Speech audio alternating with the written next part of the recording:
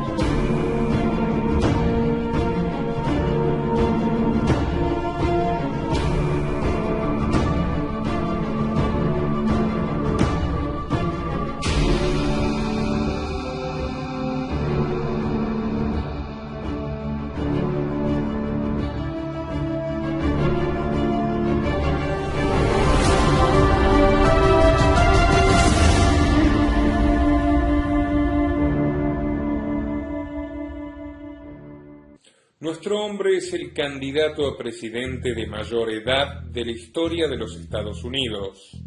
Asimismo, según afirma la afamada consultora Gallup, Biden es uno de los postulantes más desconocidos de los últimos años, puesto que incluso sus propios seguidores lo recuerdan como vicepresidente de Barack Obama, pero ignoran completamente las acciones que llevó a cabo durante ese periodo, o durante los 36 años previos en los que se desempeñó como senador por el estado de Delaware. Su biografía oficial intenta proyectar la imagen de un auténtico hombre de Estado que maduró su pensamiento a lo largo de los años y enfrentó con coraje y altura distintas tragedias familiares. Bueno, la única verdad de todo esto es que Biden definitivamente no puede caracterizarse como un hombre constante y no se ha mantenido fiel a absolutamente ninguna persona ni ningún principio, con la excepción, por supuesto, de su propio interés. A continuación, profundizaremos sobre el pasado de este camaleón, más astuto de lo que parece a primera vista, y que por supuesto prefiere mantener en las sombras. Joseph Robinette Biden Jr. nació en Scranton, una pequeña ciudad del estado de Pensilvania, a fines de 1942. Fue el primogénito de un total de 4 hermanos, nacidos de la pareja del empresario quebrado Joseph Robinette Biden Sr. y la ama de casa de origen irlandés Catherine Finnegan Biden. La propia web de campaña de Joe recrea la atmósfera de un hogar de clase media trabajadora, pero esto es, ¿cómo decirlo?, falso. Su abuelo paterno Joseph H. era uno de los más prominentes empresarios petroleros de la costa este y le legó al padre de Joe una importantísima fortuna. De acuerdo a una nota de The New York Times, Joseph Robinette Biden Sr., el padre de Joe, vivió su juventud jugando al polo, navegando en su yate por el Atlántico y viajando de punta a punta del país en su avión privado. Sin embargo, todo esto terminó a sus 30 años de edad, en coincidencia con el nacimiento de Joe. Las explicaciones de la debacle de la fortuna familiar divergen. Según lo que afirma el propio Joe en su autobiografía, su padre fue víctima de un socio ladrón que se aprovechó de su inocencia a la hora de hacer negocios. Pero una pequeña y antigua crónica del periódico local The Sunday Times of Scranton ofrece una versión muy diferente de los hechos, donde el padre de Joe fue el responsable absoluto de la quiebra, por falta de disciplina y habilidad para administrar la empresa y seguir gastando dispendiosamente en fiestas multitudinarias y otras situaciones desaconsejadas por los veteranos gerentes de la firma. Así fue como una pujante empresa petrolera se extinguió en un momento de plena bonanza económica para los Estados Unidos, es decir, a finales de la década del 40, cuando la nación del norte se consolida como superpotencia. Más allá de cuál de las dos versiones sea la correcta, el caso es que la familia Biden terminó en la más absoluta ruina cuando Joe comenzó su etapa escolar, en un colegio de monjas. Todos los bienes de la familia fueron embargados gracias a las deudas de su padre, y el matrimonio se vio obligado a refugiarse en un pequeño departamento que pertenecía a sus abuelos maternos, los Finnegan. La familia materna de Joe merece otro capítulo. Él la describe como unos esforzados irlandeses que llegaron a América impulsados por el sueño de vivir mejor trabajando duro. Pero nuevamente, el relato dista bastante de la realidad. En su propia autobiografía se contradice cuando narra que su bisabuelo materno, el ingeniero Edward Francis Blewitt, fue el primer descendiente de irlandeses en formar parte del Senado Estatal de Pensilvania, dando lugar a una modesta dinastía de funcionarios estatales que, lejos de trabajar duro, se aseguraron un salario pagado por los impuestos de quienes trabajaban de verdad. Pero por supuesto a Joe se le olvidó mencionar otros detalles. Y consultando el trabajo del historiador local Samuel Hudson, descubrí que su bisabuelo Edward no solo fue el pionero familiar en la política, sino también en el negocio del lobby y la corrupción. En 1903 su bisabuelo fundó la Edward F. Gold Company, Una minera que se vio beneficiada por sus conexiones políticas, que le permitieron explotar minas de oro y plata que pertenecían al estado de Montana. Y con esos beneficios se permitió fundar la primer logia masónica de Scranton, la Benévola Orden Protectora de los Alces, que más allá de este curioso nombre, era un pretexto para unir a los hombres blancos, demócratas y mayoritariamente supremacistas raciales del Estado, con el motivo de preservar la integridad racial de la comunidad y exterminar a anarquistas, sindicalistas, defensores de los derechos de los negros y de las mujeres. Una joyita. Y si ustedes creen que su bisnieto Joe rompió con esta tradición familiar, están muy equivocados. Pero momento, ya llegará la hora de que lo descubran. But I tell you, if you have a problem figuring out whether you're for me or Trump, then you ain't black. Then you ain't black. Retomando el eje, a comienzos de la década del 50, Joe, de 8 años, vivía en el apartamento de sus abuelos maternos, hacinado junto a sus 3 hermanos menores y su madre angustiada. Allí sufrió los estragos del alcohol, puesto que sus abuelos, como la mayor parte de su familia materna, en sus propias palabras, padecían de este vicio, y mantenían acaloradas peleas incluso los días domingo, en los que todos asistían obligatoriamente a misa. Desde entonces Joe afirma mantener un firme desprecio por las sustancias psicoactivas, como si fuera culpa de la sustancia el comportamiento de la persona que la consume. Mal alumno en la escuela primaria, Joe afirma que era un niño tartamudo. Sin embargo, no existe ningún testigo o prueba de que esto fuera cierto, y algunos de sus críticos sostienen que es otra mentira con el fin de justificar el declive cognitivo que Joe enfrentó a partir de los 2 aneurismas que tuvo a sus 45 años de edad. En otras palabras, Joe no tartamudeaba ni tenía errores de pronunciación antes de ese incidente y ahora pretende convencernos de que es un problema menor que afrontó toda su vida. Para 1953, el torturado padre de Joe había terminado trabajando como desollinador de chimeneas, lo que para él suponía una grave humillación ante los testigos de su opulenta gloria pasada.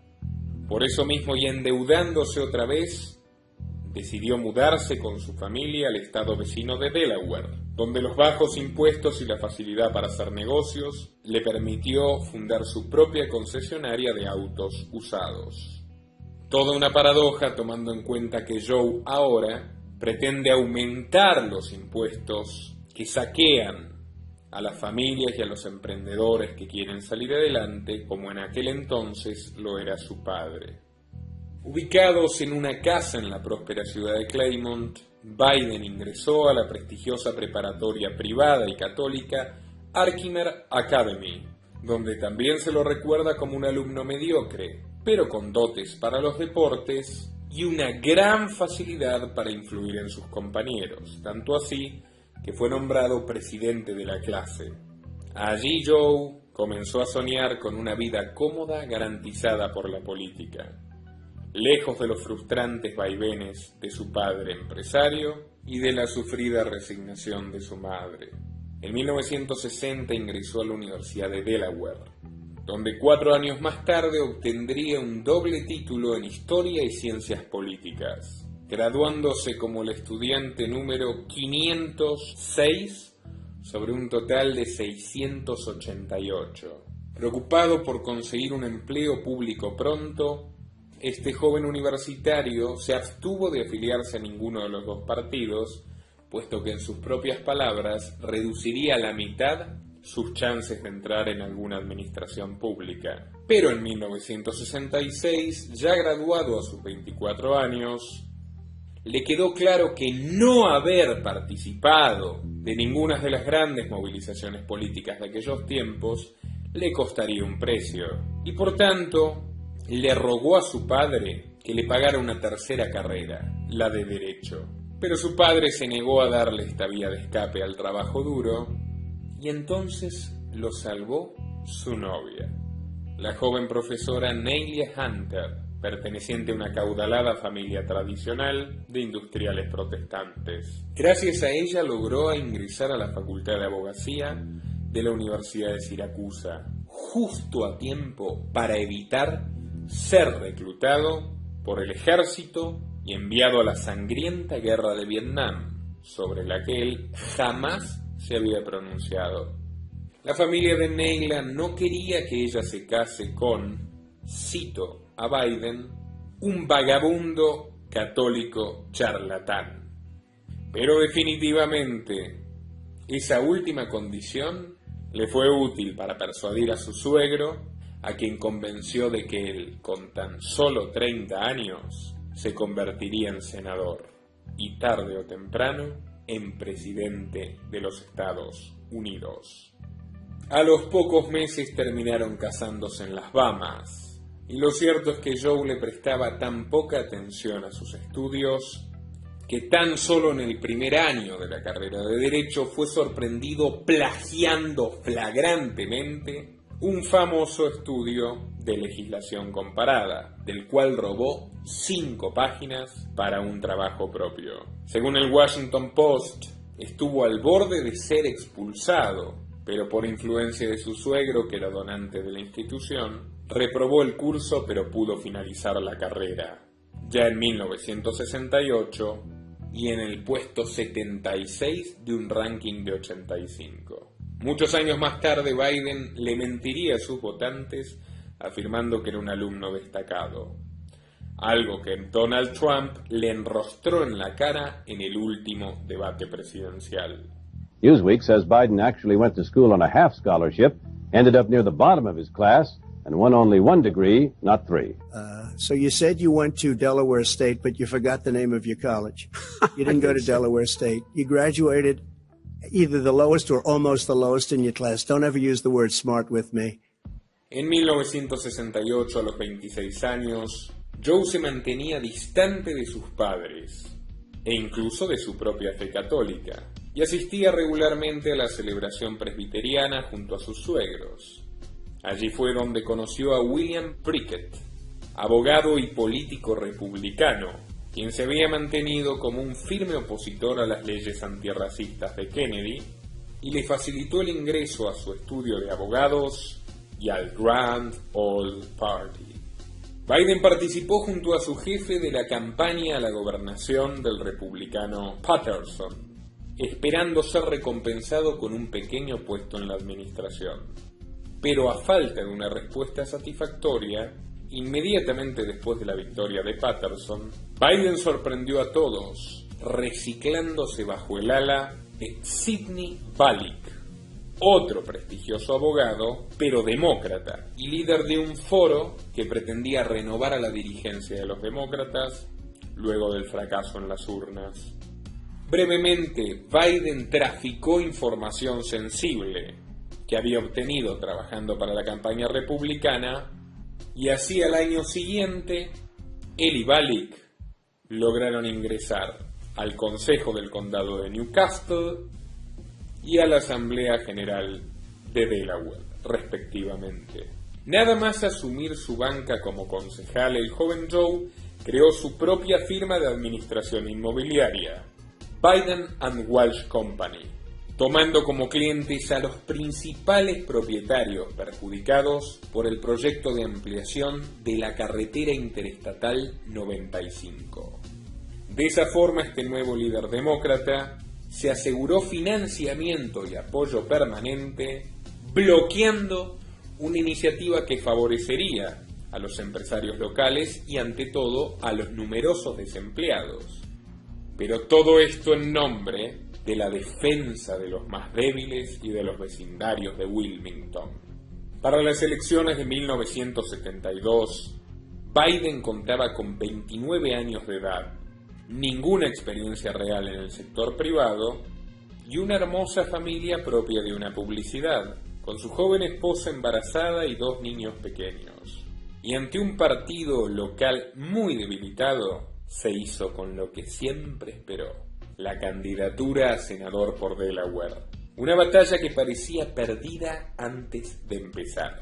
puesto que le tocaba enfrentarse con el republicano Caleb Boggs, ex gobernador del estado, 2 veces senador y héroe de la Segunda Guerra Mundial. Sin embargo, el curso de la historia dio un vuelco inesperado. El joven Biden contrató al aún más joven publicista político Patrick Cadell, y explotando todos los recursos de su familia, falsificando su pasado y prometiendo un firme activismo contra la guerra.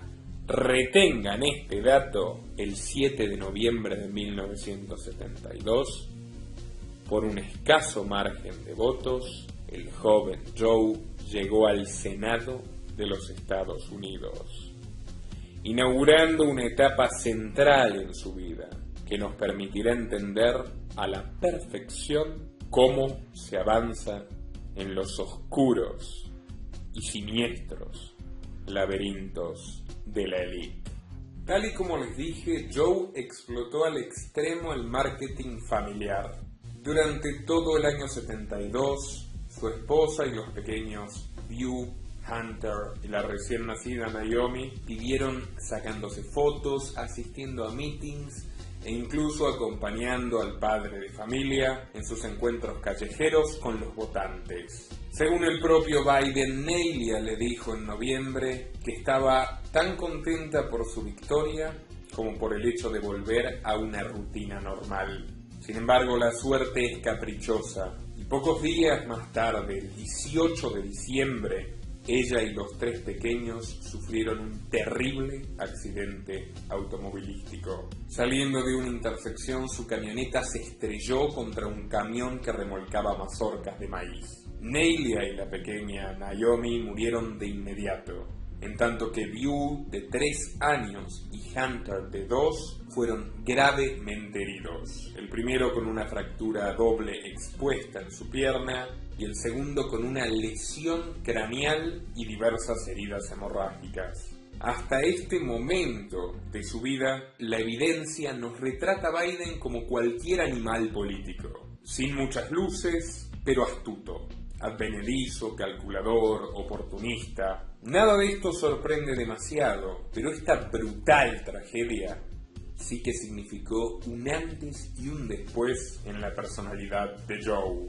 Definitivamente transgredió un límite donde la ambición por el poder acabó con cualquier otro tipo de sentimiento humano. El senador electo perdió a la mitad de su familia en tan solo una tarde y estuvo muy cerca de perderla toda.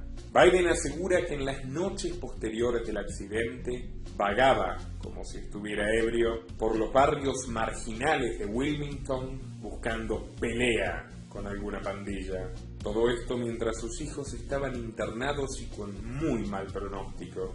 Al respecto dice que atravesó una profunda crisis espiritual, que llegó a odiar a Dios y a considerarse víctima de un castigo absolutamente inmerecido. Todo esto es comprensible e inclusive que hoy relate que estuvo a punto de suicidarse. I was down in Washington hiring my staff, and I got a phone call saying that my family had been in an accident. My wife was dead. My daughter was dead. For the first time in my life, I understood how someone could consciously decide to commit suicide. Not because they were deranged, not because they were nuts, because they'd been to the top of the mountain and they just knew in their heart they'd never get there again. Pero el único elemento que no aporta coherencia a esta historia es que este hombre supuestamente hundido en la depresión y absolutamente desesperado no vaciló ni un segundo en asumir su banca como senador 3 semanas después de este horrendo episodio.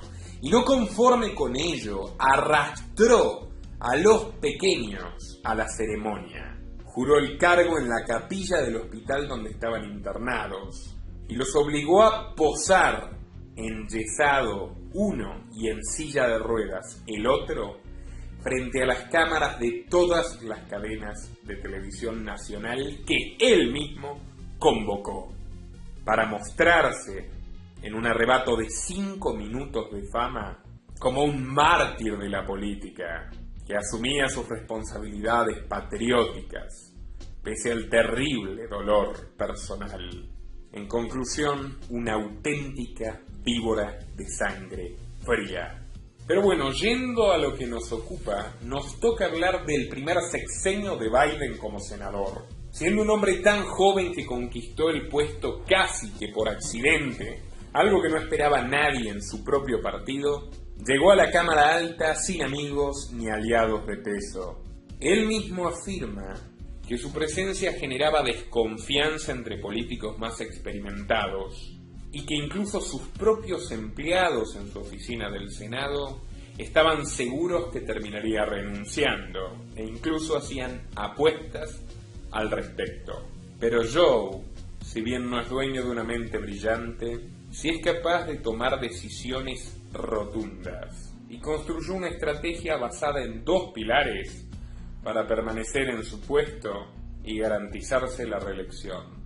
El primer pilar consistió en ganarse la confianza de la mayor cantidad de votantes posibles, sea como sea. Y en ese sentido, votó numerosas veces para aumentar las ayudas a los desempleados, los subsidios a los pobres, etc. Pero al mismo tiempo se negó una y otra vez, y sostuvo esta postura a lo largo de todos sus años como senador, a cambiar el régimen especial de Delaware para las empresas, que algunos de sus pares demócratas consideraban abusivas y diseñadas para las mafias, los evasores fiscales e incluso una competencia desleal contra el resto de los estados de la Unión. Entonces Biden tomó la cómoda postura de favorecer un mayor gasto por parte del gobierno federal, pero asegurarse de que Delaware siga cobrando impuestos bajos para obtener mayores inversiones, lo cual lo congraciaba tanto con los habitantes del estado como con las grandes corporaciones que se instalan allí, que son la mayoría de las más poderosas en Estados Unidos. Pero hasta aquí no hay nada especialmente polémico, salvo que ahora en 2020 propone justo lo contrario. ¿A quién creerle? Poor kids are just as bright and just as talented as white kids. Wealthy kids. Poor kids are just as bright and just as talented as white kids. Pero si seguimos la lista de sus acciones legislativas en esta dirección, descubriremos que Joe Biden, el mismo Joe Biden que hace campaña abrazado a su antiguo jefe, Barack Obama, se convirtió en un paladín de la discriminación contra los niños negros. Tal como lo oyen. Ese anciano que hoy acusa a Donald Trump de ser un nazi trasnochado, tiene una larga trayectoria como supremacista blanco, que lo llevó incluso a ser elogiado por el mismísimo líder de la secta de asesinos del Ku Klux Klan. Pese a que en su campaña electoral del año 71 Biden había apoyado la integración de estudiantes afroamericanos y estudiantes blancos, ya en el Senado sorprendió a absolutamente todos, aliándose al ultraderechista republicano Jesse Helms. Ambos impulsaron la revocación del título sexto de la Ley de Derechos Civiles de Kennedy. Siendo más claros, Biden buscó por todos los medios eliminar los autobuses escolares que compartían niños negros y niños blancos, luego los gastos federales para garantizar escuelas mixtas e incluso defendió que los niños negros tenían que ir únicamente a escuelas para negros que queden cerca de sus casas y mantenerse lejos del resto de los ciudadanos. Un fascista en toda regla. Podría decirse que Biden le hizo honor a los orígenes esclavistas de su partido, pero lo cierto es que esta fue una acción verdaderamente demagógica y transgresora, luego de que los demócratas asumieran la bandera de la defensa de los derechos raciales. Entonces este joven muchacho trabó amistad y se granjeó la simpatía de todos los senadores sureños, tanto demócratas como republicanos, que en su mayoría, por cierto, le doblaban la edad, pero que con su experiencia y sus posiciones de privilegio en distintas comisiones, lo cobijaron e integraron rápidamente al club de los senadores más influyentes. Got a real dilemma, Mr. President. I can't go every day, can I? Which you like better, these or these? Joe, they're the same. They capture different moods. Joe, I need some focus here. Comes in there during aviator time, thinks everything... I'm sorry, what's that? I said, Mr. President, you had to be practical. And look, you can drive again, you're going to need a license. You love sports, why don't you volunteer to work for one of the teams around here? Este canal depende de tu apoyo. Para que siga siendo posible, por favor, entra al link de Patreon en la descripción o en el comentario destacado y realiza tu donativo desde tan solo $2 por mes. Desde Argentina, dona en pesos y con el medio de pago de tu preferencia a través de Mercado Pago. Asimismo pudo vincularse con la CIA, que todos recordarán ha sido sobradamente vinculada con el asesinato de Kennedy, y le sirvió a lo largo de su vida para coleccionar información de sus rivales y usarlas en campañas sucias. Asimismo, defendiendo el cruel régimen de segregación racial, se garantizó el apoyo de los votantes derechistas de Delaware, vistiéndose además como un cruzado a favor de las dos vidas, llegando al punto incluso de reprobar el uso de anticonceptivos. Para 1974, la revista Time lo nombró como uno de los 200 líderes de fin de siglo, describiéndolo como compulsivamente ambicioso y capaz de cambiar absolutamente cualquiera de sus posturas en su búsqueda incansable por más y más y más poder. Me pregunto qué dirán al respecto los integrantes de Black Lives Matter que hoy recaudan fondos para financiar la campaña de un racista impúdico que se había ganado el odio de absolutamente todos los empleados negros del Senado y que luego aprovecharía sus estudios para defender este tipo de leyes en décadas posteriores, donde protagonizó algunos de los crímenes de lesa humanidad más aberrantes de la historia reciente. Pero ya llegará el momento de contárselos. Ahora vamos a la segunda estrategia de Biden para afianzarse en el Senado. Y esto se trata de un clásico del maquiavelismo. Conexiones con poderosos.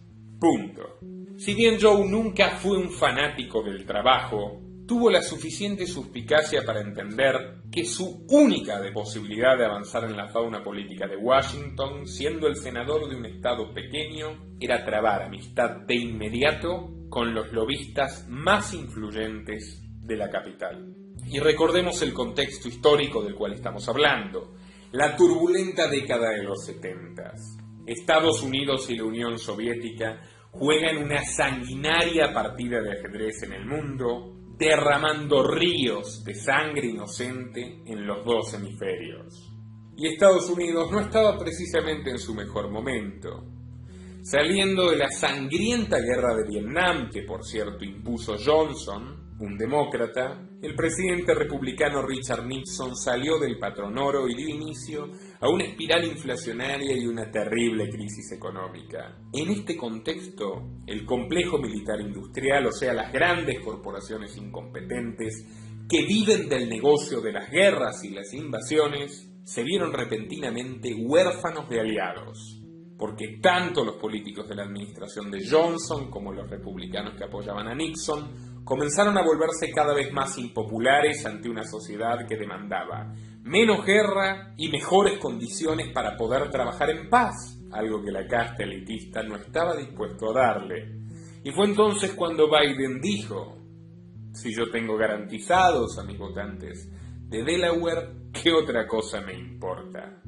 Y tocó la puerta del secretario de Estado de Nixon, un hombre incluso más poderoso que el propio presidente y que perduró incluso después de su destitución, Henry Kissinger. Well, the fortunate thing is I didn't have many larger contributors, and the only reason... See, I went to the big guys for the money.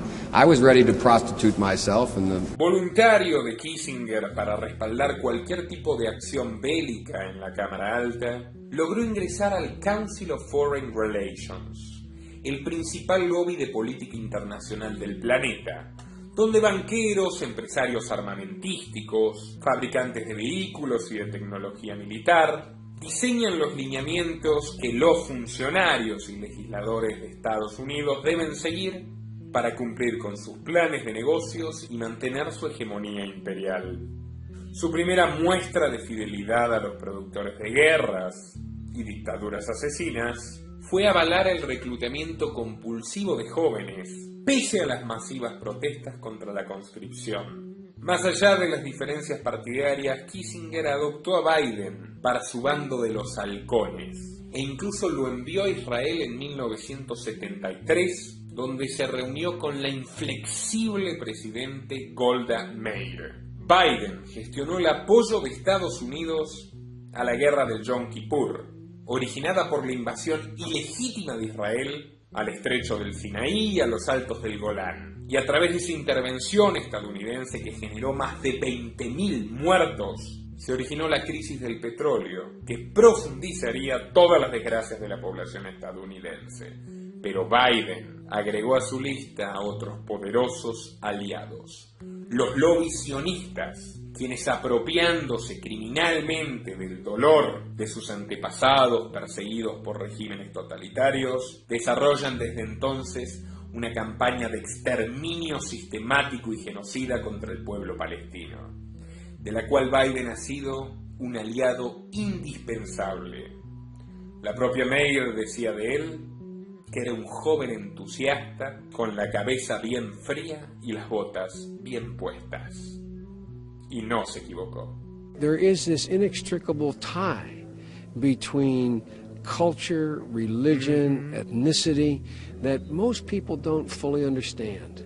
That is unique and, how can I say it?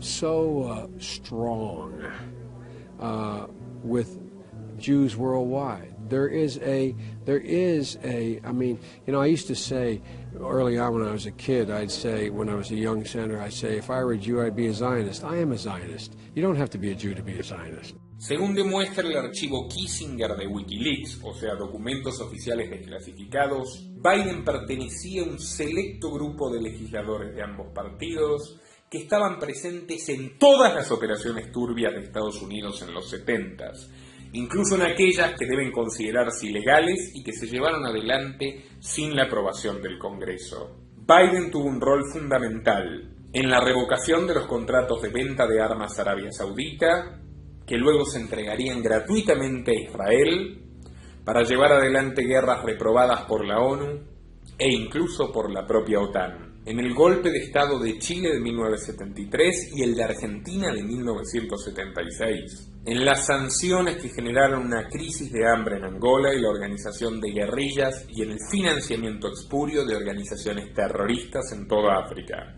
En los bombardeos secretos a Laos y a Camboya, en la Marcha Verde que expulsó a la presencia española de Sahara Occidental y organizó una guerra civil que se mantiene hasta hoy.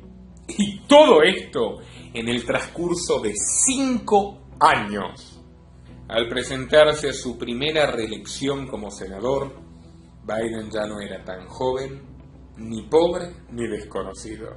Con 36 años de edad, en 1978, ya tenía una nueva esposa, la sumisa y obediente Jill, encargada de cuidar a 2 niños que crecieron sin mamá y sin la más mínima muestra de amor paterno.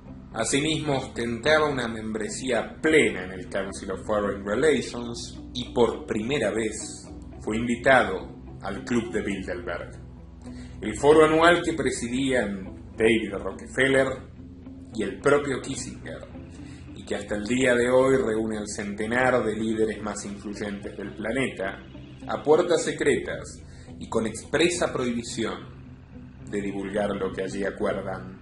En las elecciones de aquel año contó con el triple del financiamiento que su adversario republicano, James Baxter, y se impuso a él con el 58% de los votos. Con su banca renovada y un presidente demócrata en la Casa Blanca, Jimmy Carter, Biden empezó a forjar, ya más convencido que nunca, su largo camino hacia el Salón Oval.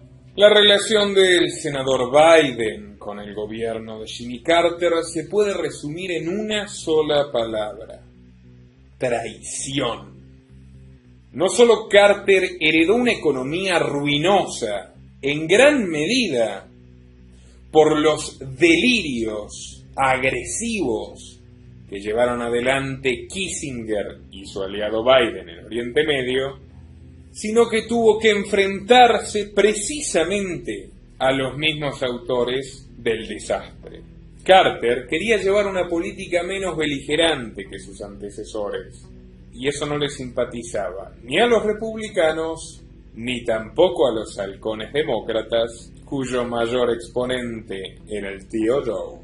Hábilmente, el senador Biden convenció al mandatario de avanzar en un nuevo tratado para restringir la carrera armamentística nuclear con la Unión Soviética, el SALT II.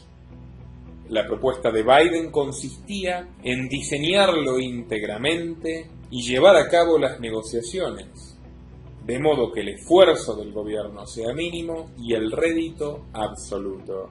El ingenuo Jimmy aceptó de buena gana, pero sin la suficiente astucia, de indagar por qué un sujeto como Biden se comportaría de forma tan generosa. Lo cierto es que Biden ya integraba oficialmente el Comité de Relaciones Exteriores del Senado, donde tenían información privilegiada de que la Unión Soviética avanzaría en una invasión a Afganistán. Entonces, a la hora en la que Biden se sentó junto al canciller soviético, Andrei Gromyko, todos, menos el presidente, sabían que se trataba de un gran error para los Estados Unidos. A los pocos meses, Carter se vio nuevamente humillado ante el pueblo estadounidense, teniendo que retirar él mismo el acuerdo que había promocionado como el comienzo de una paz mundial duradera. En palabras del prestigioso politólogo Joseph Nye, acababa de suicidarse la presidencia más frágil de la historia americana reciente. A cambio de sus oficios, Biden fue recompensado por sus amigos republicanos y por otros demócratas amigos de la guerra, ocupando el lugar número 2 en el poderoso Comité de Asuntos Judiciales del Senado y convirtiéndose en interlocutor de la Cámara Alta con la OTAN. Ese mismo año, en 1981, nació su última hija, Ashley, la única con su segunda esposa, Jill. Y cabe destacar que sus jóvenes niños, Beau y Hunter, no solo padecían por la ausencia de su madre muerta y la de su padre, que se pasaba la vida en Washington, sino que fueron severamente educados y se los condenó desde muy temprano al deber de formar parte del ejército y arriesgar sus vidas solo para propiciarle a su padre, que pudo evitar esa trágica suerte, otro beneficio político. 30 años más tarde, el eterno candidato, una vez más, borró con el codo lo que había escrito con la mano, pretendiendo convencernos de que era un padre abnegado y sensible, que viajaba 3 horas diarias por tren a su ciudad natal. Pero en aquellos momentos, sin embargo, se jactaba ante la prensa de dormir de lunes a lunes en su oficina. La década del 80 comenzó con el estrepitoso fracaso de Carter en su intento de reelección ante el republicano Ronald Reagan, un exponente de la renovación que se propuso desde el día 1 acabar a como dé lugar con la amenaza comunista. En sintonía con ese nuevo viraje de la administración nacional, Biden trazó una alianza estratégica con el entonces diputado republicano John McCain, quien más tarde se convertiría en uno de los mejores amigos de su vida. I'm a Democrat.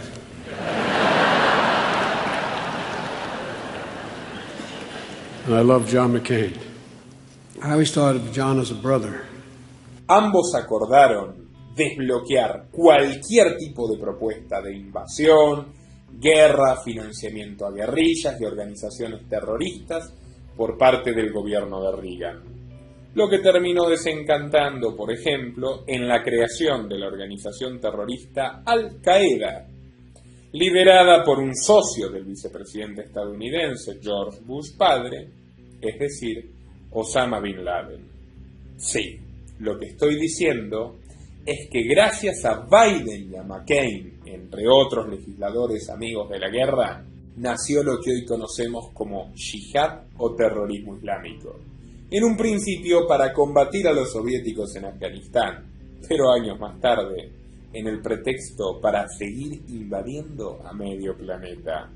Asimismo, Biden apoyó a los republicanos en la revisión de la resolución de la Corte Suprema que despenalizaba el aborto, y luego abogó por una intervención militar estadounidense en la Guerra de Malvinas, apostando por masacrar a la propia dictadura militar que él había ayudado a implantar junto a Kissinger años antes, aunque eso significara también un río de sangre inocente de latinoamericano, que por supuesto, a los ojos de un supremacista racial, poco importaba. The matter is that if we allow in this hemisphere the settlement of claimants' property disputes by the use of force, we're going to unleash an entire series of actions that none of us want. Secondly, NATO is an alliance upon which we have made a firm and solemn commitment. And it's clear that the Argentinians are the aggressor, it's clear the British are right, and it should be clear to the whole world where the United States stands. Unió fuerzas una vez más con su histórico aliado el criptonazi Jesse Helms en la implementación de sanciones que terminaron de estrangular y hundir en la indigencia a muchos países africanos que no se sometían a las imposiciones de la presidencia Reagan. Exultante por la fidelidad de su amigo, Helms declaró al medio estatal norteamericano Radio Martí que Biden era un progresista con pelotas, un hombre más duro que republicanos como Kissinger y que ponía por encima los intereses de la nación a los de su propio partido. Para 1984, el presidente Reagan, que gozaba de una gran popularidad, estrechó su mano en cámara y lo nombró uno de los mejores senadores de los Estados Unidos. Léase, uno de los mejores siervos del complejo militar industrial. Ese mismo año, Biden impulsó en el Congreso la reforma del Código Penal, que redujo las garantías de los ciudadanos, aumentó el poder de violencia de la policía, las detenciones arbitrarias e incluso estuvo a punto de abolir la ley de libertad condicional.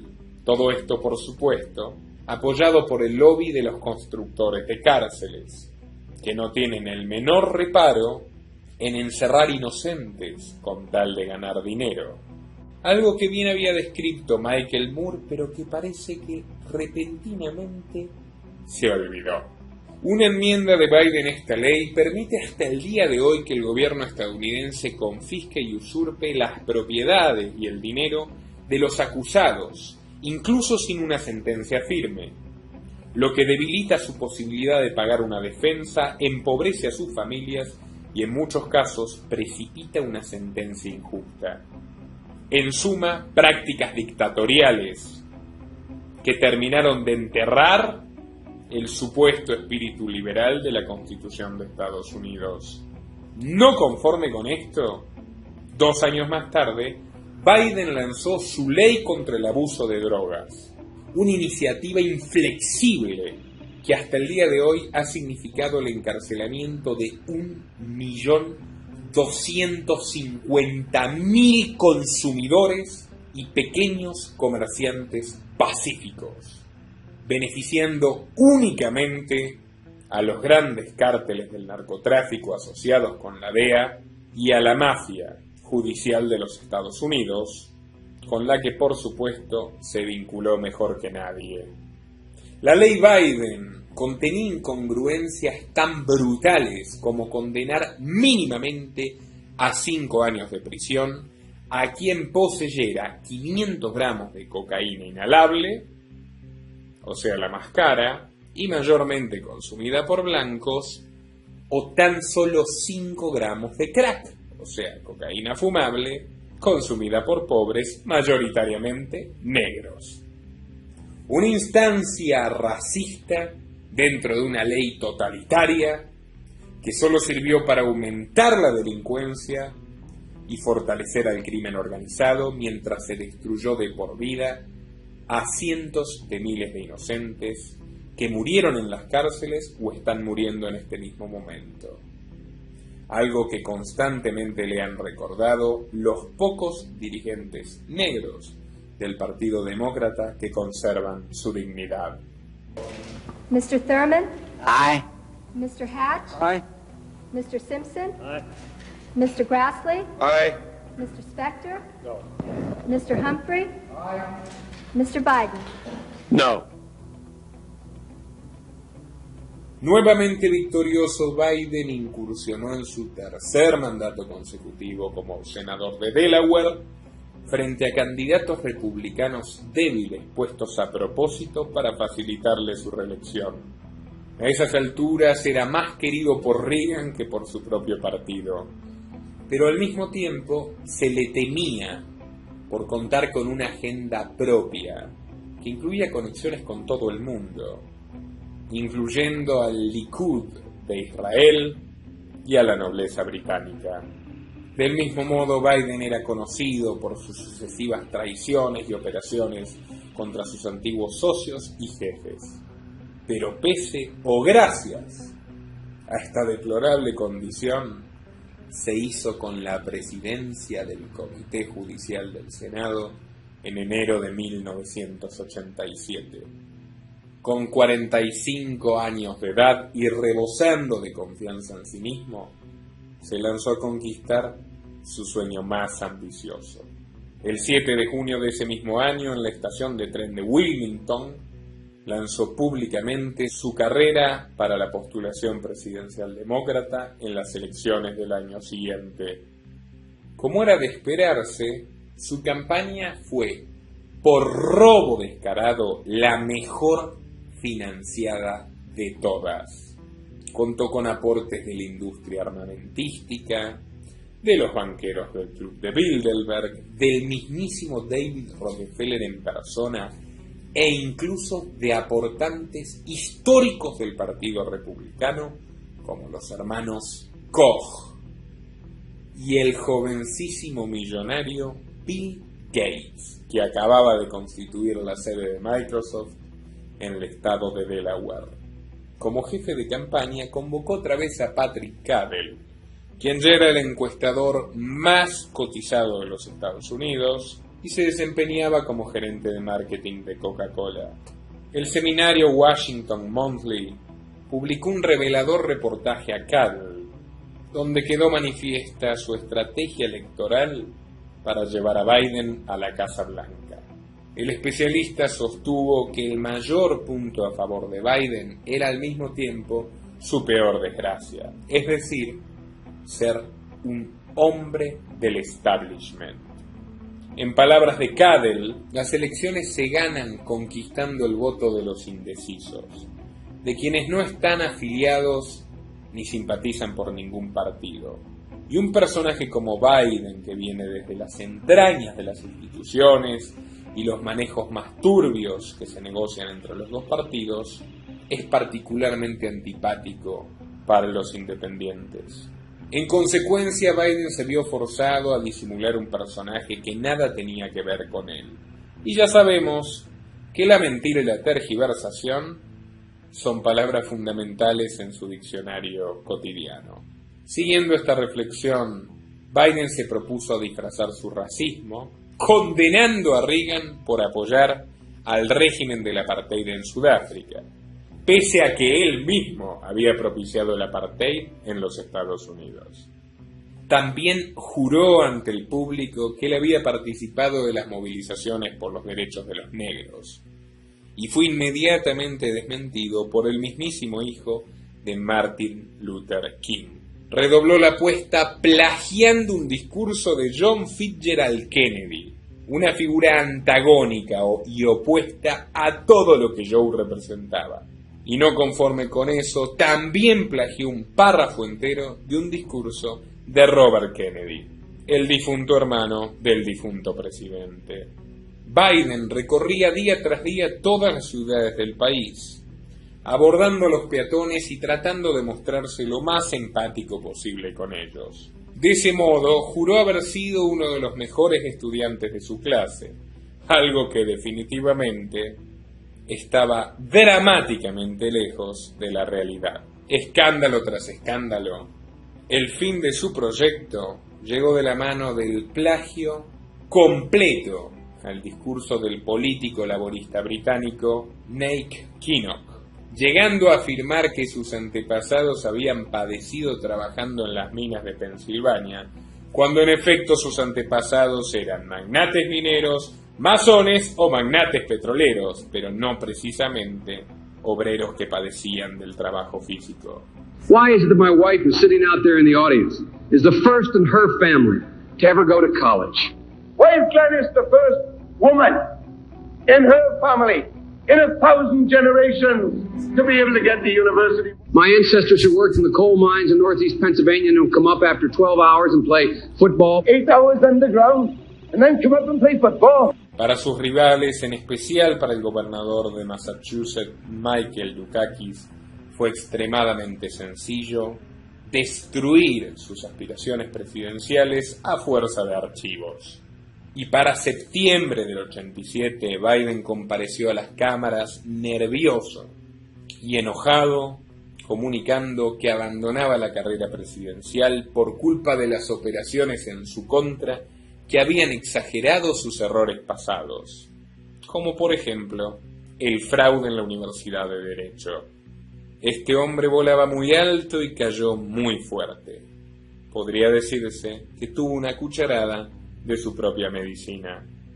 Unos meses después, en febrero de 1988, Biden estaba al borde de la locura, ferozmente deprimido y víctima de ataques de pánico que incluso, según algunas lenguas suspicaces, lo habían llevado a alucinar con su esposa muerta. En esas condiciones sufrió 2 aneurismas cerebrales que lo llevaron al borde de la muerte. Y desde entonces, Joe Biden no volvió a ser la misma persona. 1988 fue un año bisagra en la biografía de Joe Biden.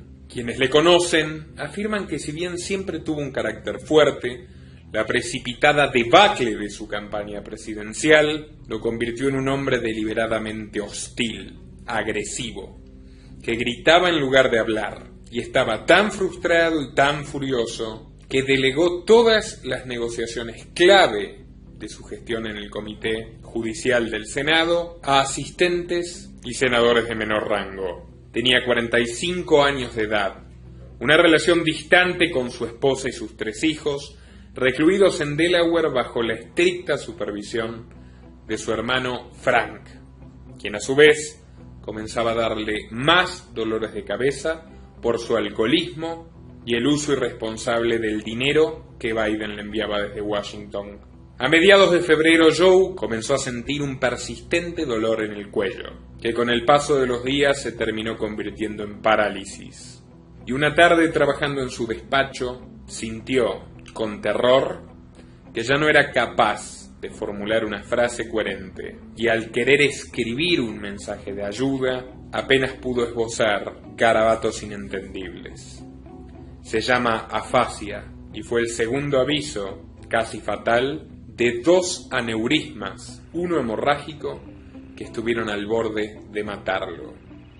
El senador se desmayó, sus asistentes llamaron a una ambulancia y fue internado de inmediato en el centro médico militar Walter Reed, donde Trump fue recientemente ingresado por el coronavirus. El cuadro de Biden era gravísimo. Se sometió a una cirugía de alto riesgo, en la cual a su vez sufrió un aneurisma pulmonar, y el parte médico indicaba un altísimo grado de posibilidades de sufrir un deterioro cognitivo y motriz a consecuencia de este suceso. A la luz de los hechos, ni su supuesto tartamudeo infantil, ni ninguna otra de las explicaciones que él intenta dar ahora, explican mejor el penoso espectáculo de este veterano político ante las cámaras. It's my little sister Valerie, and I'm Jill's husband. Oh no, this is switched on me. This is my wife. This is my sister. I'm Jill Biden's husband, and I work for Cedric Richmond. Look me over. If you like what you see, help out. If not, vote for the other guy. Give me a look, though, okay? We choose truth over facts. I'm beginning to see why your wife left you. Wait. Self-evident. All men and women created by go. You know the thing. And she never yields. Mr. Vice President, your opponent in this election, President Trump, has made your mental state a campaign topic. And when asked in June if you'd been tested for cognitive decline, you've responded that you're constantly tested in effect because you're in situations like this on the campaign trail. But please clarify specifically, have you taken a cognitive test? No, I haven't taken a test. Why the hell would I take a test? Come on, man. That's like saying before you got in this program, if you take a test where you're taking cocaine or not, what do you think, huh? Before you got in this program, if you take a test where you're taking cocaine or not, what do you think, huh? To President Trump, who brags about his test and makes your mental state an issue for voters. Well, if he can't figure out the difference between an elephant and a lion, I don't know what the hell he's talking about.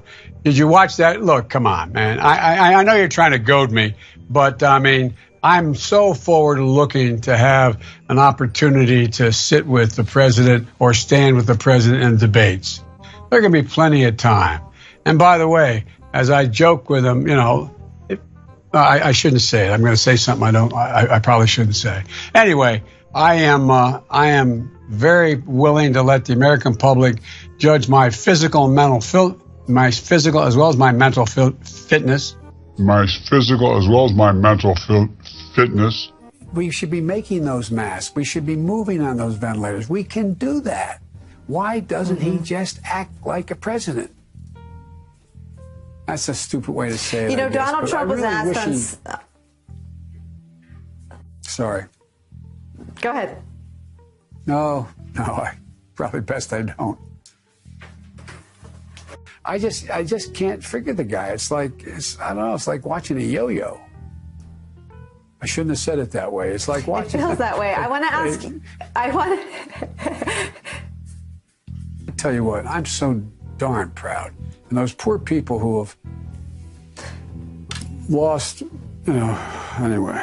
Durante 7 meses permaneció internado, negándose insistentemente a renunciar a su banca y a ser reemplazado en el comité judicial. Según sus propias memorias, prácticamente no habló con nadie y se pasaba los días y las noches mirando el techo de su habitación y reflexionando sobre su futuro político. Al recibir el alta, Biden redujo al mínimo sus intervenciones públicas. Nunca fue el mejor de los oradores, pero desde entonces quedó impedido de poder hilvanar un discurso coherente, sin olvidos o errores garrafales. Por primera vez en su vida adulta, Biden dejó de soñar con la presidencia y comenzó a relajarse en sus labores, compartiendo fiestas con lobistas que antes lo visitaban solo en privado, y vinculándose incluso con nuevas figuras polémicas que rodeaban a la élite demócrata, como el joven proxeneta Jeffrey Epstein. Las habituales bromas que Joe lanzaba a colegas y empleados fueron reemplazadas por cataratas de reproches, exigencias autoritarias y todo tipo de maltrato. Enterró durante toda una década los antiguos diálogos callejeros con votantes y contrató a 2 gestores de prensa para no tener que dar las entrevistas a medios él mismo. Biden se volvió más introvertido, pero también más desinhibido. Asumió que nunca podría trascender del Congreso y que por tanto le había llegado la hora de disfrutar de su absoluta falta de frenos morales e inhibitorios y divertirse cínica y sádicamente al no tener que rendirle cuentas a nadie. La caída del muro de Berlín y la posterior disolución de la Unión Soviética encendieron las alarmas entre sus antiguos patrocinadores de la industria militar. Y por eso mismo Biden y su íntimo amigo, el republicano McCain, se propusieron como voluntarios para mantener encendida y aceitada la maquinaria de la muerte. La guerra de Bosnia, uno de los episodios más sanguinarios de la historia mundial reciente fue caldeada y diseñada minuciosamente por el Council of Foreign Relations y en particular por Biden, quien se reunió en 1993 con el dictador Milosevic, a quien luego terminaría jurándole la muerte, pero no fue a él, como es habitual, a quien asesinaron los bombardeos de la OTAN, que instigó Biden, sino a miles y miles y miles de inocentes. Los archivos oficiales de esa época demuestran que la idea de dividir a la antigua Yugoslavia en regiones étnicas era un plan del propio Biden, con el cual persuadió al presidente Clinton de tomar el control en la región, dando lugar más adelante a la famosa resolución Biden-McCain, que contra los dictámenes de la ONU y la totalidad de los tribunales internacionales de derechos humanos propició el bombardeo masivo a población civil en el año 1999, aniquilando a personas inocentes de todas las etnias y dejando una huella imborrable de la capacidad de destrucción infinita de este caballero. Todo esto fue recompensado con su ascenso dentro del Comité de Relaciones Exteriores del Senado, que pocos años después terminaría presidiendo. Ahora permítanme contarles otros episodios relevantes del protagonista de esta historia durante la era dorada de los Clinton. Una de sus primeras y más polémicas acciones fue promover activamente la prohibición a homosexuales para formar parte de las Fuerzas Armadas estadounidenses y la expulsión de quienes ya las integraran. Poco más tarde reciclada en la famosa normativa No Tell, No Ask. Asimismo, Biden lideró la iniciativa legislativa que prohibía al gobierno federal estadounidense aprobar cualquier tipo de matrimonio entre personas del mismo sexo. Nada de esto resultaría curioso si no fuera porque Obama eligió a su vicepresidente 2 décadas más tarde para comunicar la federalización del matrimonio gay y que el actual candidato presidencial de los demócratas se propone como un cruzado de los LGBT, llegando a afirmar incluso que los niños trans de 8 años de edad deben ser castrados y dejados en paz, si ese es el deseo de sus padres progres. The idea that an 8-year-old child or a 10-year-old child decides, I decided I want to be transgender. That's what I think I'd like to be. It'll make my life a lot easier. There should be zero discrimination. And what's happening is too many transgender women of color are being murdered. De supremacista blanco a estrella de Black Lives Matter, de homófobo recalcitrante a héroe rosa. ¿Cuántas son las facetas de este siniestro camaleón que pretende convertirse en amo y señor de nuestros destinos? Convertido en un alfil de la presidencia de Clinton, en 1994 lanzó la ley penal más violenta de la historia de Estados Unidos. La organización no gubernamental The Innocence Project resume las consecuencias de esta famosa ley Biden en la triplicación de detenciones de estadounidenses, lo que a la larga causó que Estados Unidos sea el país con la mayor cantidad de población encarcelada de la historia de la humanidad, no solo cuadruplicando a los prisioneros de la dictadura comunista china, sino ganándole en proporción a los regímenes de Hitler y Stalin.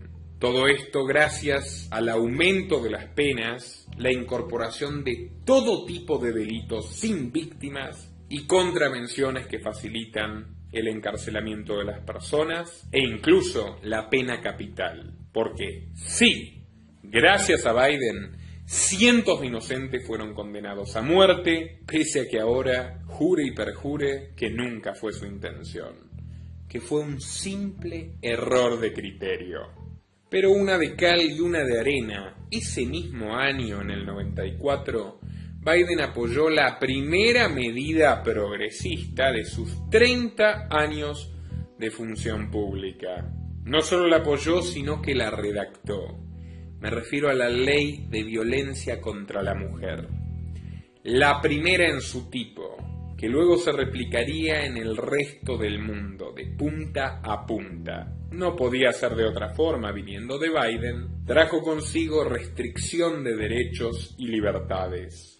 Con activo patrocinio y supervisión de la Fundación Soros, que ya era clave en la construcción del poder de la pareja Clinton, Biden le puso su firma a un proyecto profundamente liberticida y autoritario, que fomenta la denuncia falsa contra hombres inocentes, declarándolos culpables antes de que se demuestre lo contrario. Al revés que lo que dictan todas las constituciones de Occidente, empezando por la norteamericana. Destruir a las familias para favorecer el control de natalidad. Crear una guerra de los sexos anacrónica y sin ninguna otra explicación que blindar a las élites que oprimen a hombres y mujeres por igual. Y convertir a las mujeres en esclavas de la burocracia institucional. Estos son los únicos objetivos de la legislación feminista radical que inauguró curiosamente un hombre de la más rancia derecha del establishment del imperio. En palabras del propio Biden, esta ley es la que más lo enorgullece de todas sus iniciativas legislativas. La gran ironía de todo esto es que si juzgamos al tío Joe de acuerdo al criterio de su propia ley, debería encontrarse hace mucho detenido, privado de todos sus bienes, y podríamos llamarlo abiertamente un psicópata abusador hijo de mil puta. Su asistente personal durante aquella época, la abogada Tara Reid, presentó diversas quejas por la forma en la que su entonces jefe la sometía a un trato degradante e inhumano. Y más recientemente inició una denuncia penal, aduciendo que en 1991 el senador Biden la empujó violentamente contra la pared, desgarró su falda y la violó. Sí, literalmente la violó. Y no es la única mujer que denunció abusos por parte de este personaje. Jessica Collins, traficada sexualmente por Epstein, describió con lujo de detalles las relaciones que mantenía con el senador Biden, y esto le costó, según su versión de los hechos, la muerte de su hija pequeña y su actual detención por conducir ebria. ¡Qué casualidad! Justo cuando su presunto abusador aspira a convertirse en presidente. I was approximately 23 or 24 at the latest.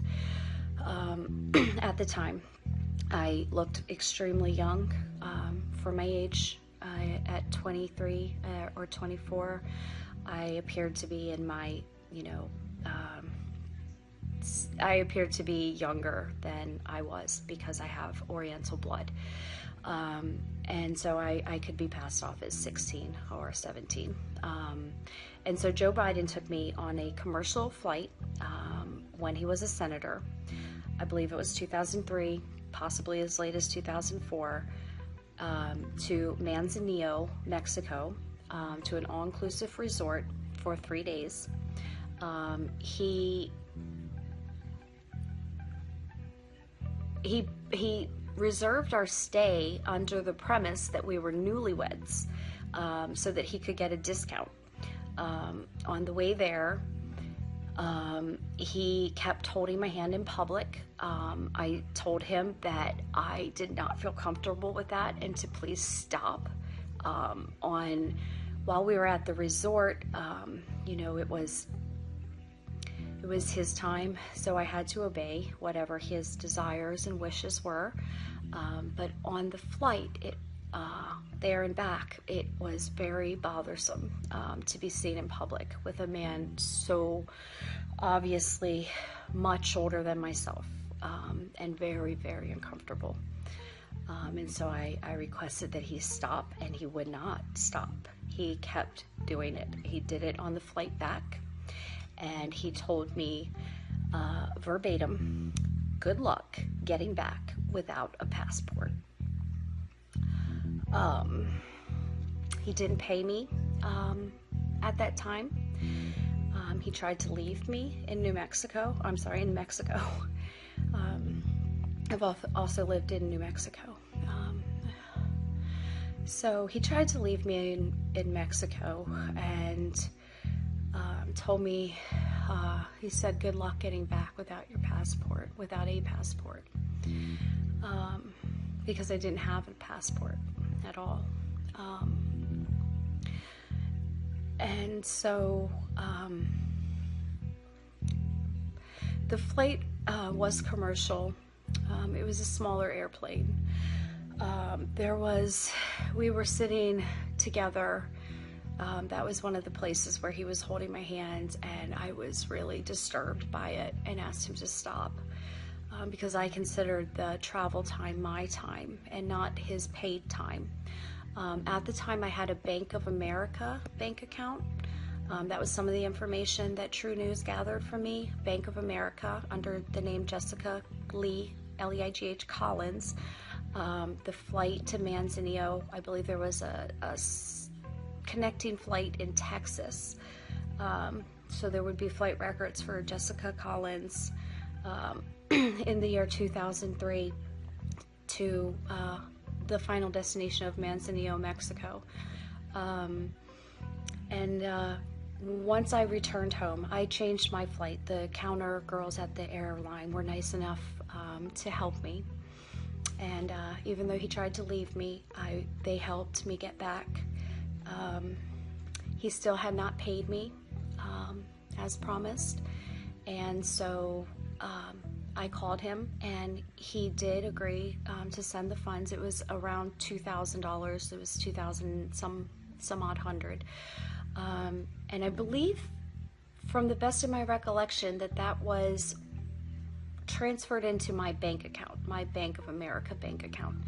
At the time, I went by Taylor of DC.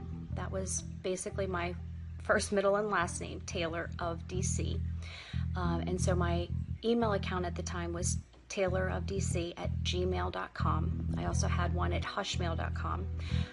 But because Hushmail was so difficult to utilize, I was given the beta version of Google Voice. I was invited by somebody who's high up in Google now, at Apple specifically. I have a lot more information that I shared, but what I'm doing is needing to use the resources that I have that are being made extremely difficult. Internet going down, and so the reason that I'm doing these videos this way in piecemeal is in order to get the upload. But I think giving the information to the public may safeguard it. There may be people that want to get to the truth too, and so rather than let True News have all this information, I had originally thought they might be using the information to blackmail the individuals that I've implicated. But upon thinking about it this very morning, I realized that what they've shown in the past is that they will destroy the evidence. So that could very well be the reason for gathering my witness testimony, refusing to give me, as promised, the taped copies.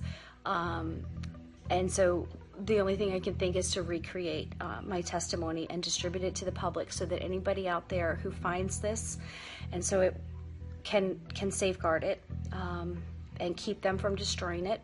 Son de público conocimiento las innumerables situaciones públicas en las que Biden realizó repugnantes tocamientos a niños y niñas. And to get hot, I got hairy legs that turn blonde in the sun. And the kids used to come up and reach in the pool and rub my leg down so it was straight, and then watch the hair come back up again. They look at it. So I learned about roaches. I learned about kids jumping on my lap. And I've loved kids jumping on my lap. Hey, are you bored yet? Beautiful granddaughters like you guys, and guess what? Your granddaughters are better than daughters. You know why? Right over. The kids, come on over here, okay? You ready? Okay. Watch out, that guy following you. Long day.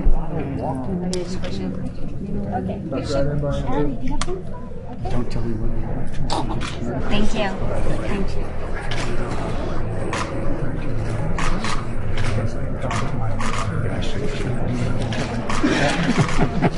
You're a good girl.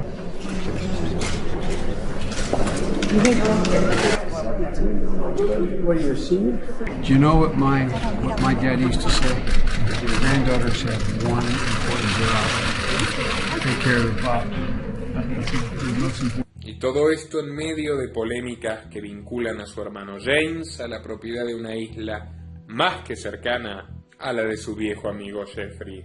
A su vez, desde el Senado, Biden lideró la defensa del presidente Clinton en el escándalo Lewinsky, tratando de mitómana a la becaria y diciendo primero que Clinton era acusado falsamente y luego de que se demostró que Clinton había mentido, que esto no tenía relevancia para la nación. Su lealtad al nefasto Bill y al nuevo mecenas George Soros le valió generosos nombramientos de sus hijos, Hunter y Bew, en la Administración Pública Nacional, y a su vez le permitió blindar en 1999 a su desastroso hermano Frank, que en una ensoñación etílica y manejando un Jaguar alquilado con el dinero de Joe, atropelló por diversión a Michael Albano, padre soltero que resultó asesinado por el delirium tremens del hermano de Biden, que se salvó de la cárcel y de pagar la indemnización de $1 millón que la justicia determinó para sus huérfanos. Los huérfanos de Albano suplicaron a Joe Biden que colabore con el pago de la sentencia, pero este se negó una y otra vez. ¿Qué más podíamos esperar de él? Y señores, este ha sido tan solo un resumen de las primeras 3 décadas de Joe Biden en el mundo de la política. Pero en la segunda entrega trataremos asuntos de mucho mayor importancia y actualidad. Su desempeño en las guerras de Irak y Afganistán, su vicepresidencia, clave en el diseño de la gestión Obama por parte de los lobbies más siniestros, su vínculo directo con la pandemia que nos tiene a todos encerrados, sus nexos con China, la corrupción familiar y otro sinfín de episodios sanguinarios y siniestros. Todo esto acompañado de la maniobra fraudulenta con la cual pretende garantizarse el triunfo en las elecciones y el rol de Kamala Harris, una vicepresidenta que tiene todas las chances de reemplazar a este diabólico ángel de la muerte.